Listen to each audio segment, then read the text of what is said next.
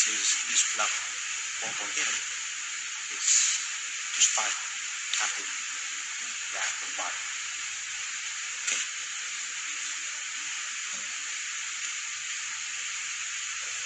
This part is the light.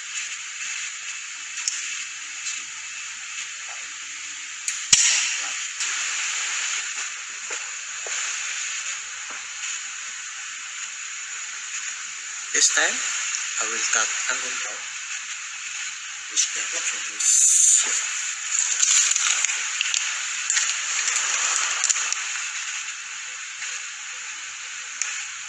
831.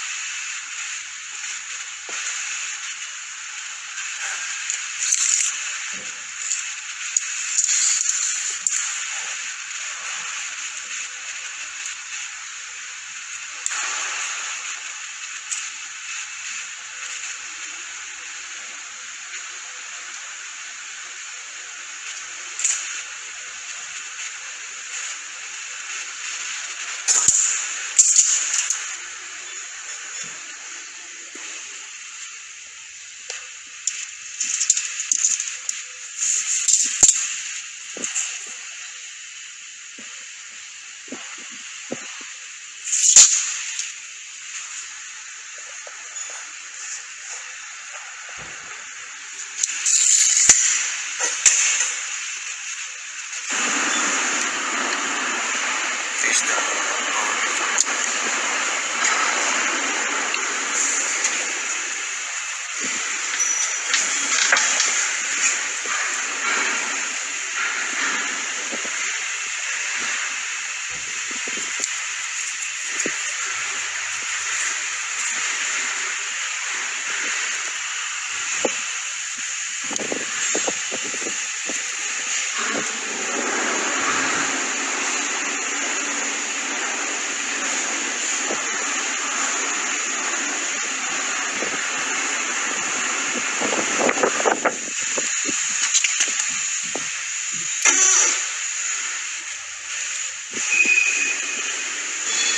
Push. Push. Okay, pull it. Pull.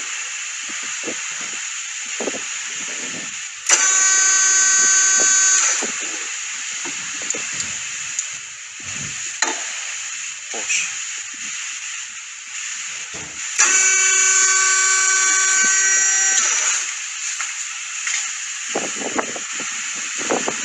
This part, this handle here, move it to the left, the blade will down.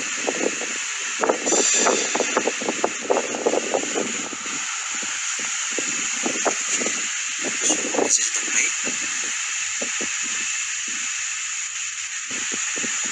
That's it.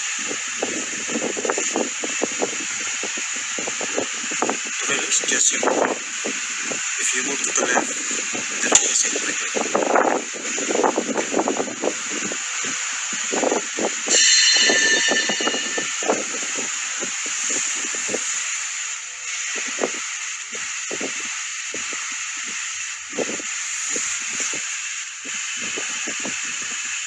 Okay, now start cutting the angle bar. This is the start.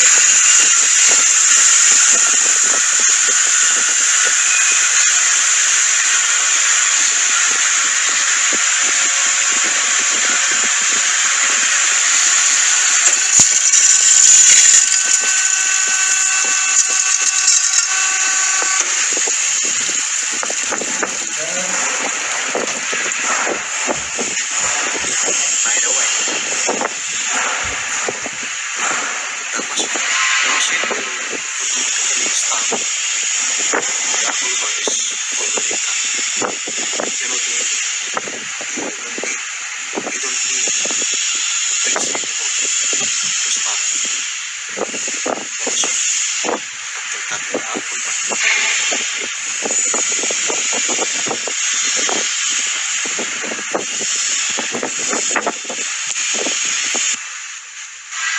So now we will check. Cutting is correct. 831. See? Cutting is correct. 831. Very well. 830. 00.